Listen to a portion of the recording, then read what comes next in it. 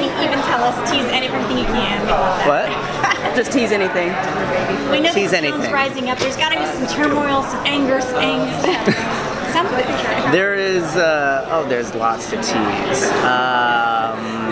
The return of old characters to the show, death or two, an extended finale. Tease things. That's such a general question. Are you going to break our hearts? I hope so. You hope so. That's what we come to TV for, right? Yeah. So how did that final episode change from what you originally envisioned? Like that for the series? My original vision for the series finale was episode 520. So that was one of the things that changed. It's always evolved. Once I knew that the network wanted another 20 episodes, we were in a little bit of trouble because of filming schedules. So we had to get a little creative with people like Dylan O'Brien, who still wanted to do the show, but was under contract to Fox and had to go away for several months. And I said, well, if I'm gonna do it, I've got this idea about memory loss and how to keep Styles in it. And then for these last 10 episodes, I knew I wanted to separate them out. Part of it was going back to Scott McCall's character, and saying, all right, how can we finish the Teen Wolf's story? How can we finish? So we started with Scott, and it was Scott being hunted. We decided, let's end with that as well. Let's come full circle. And it's sort of a season of the rise of new hunters.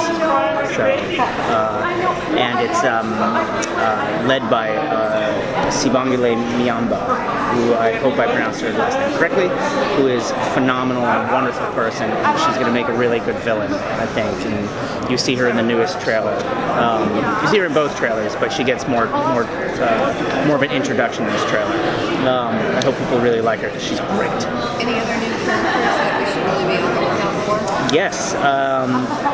There's a sort of a group of new young characters, Froy Gutierrez and Andrew Matarazzo.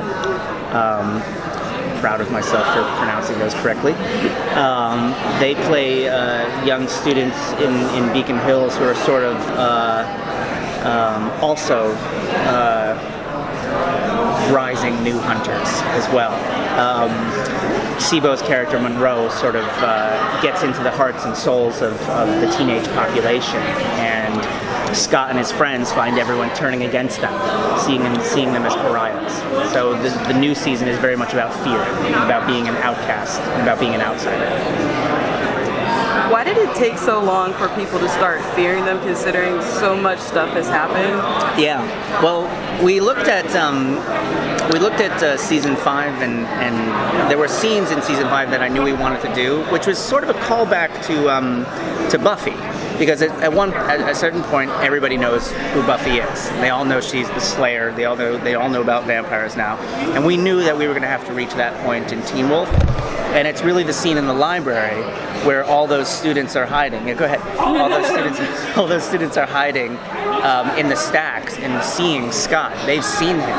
So one of the first things we start out with in the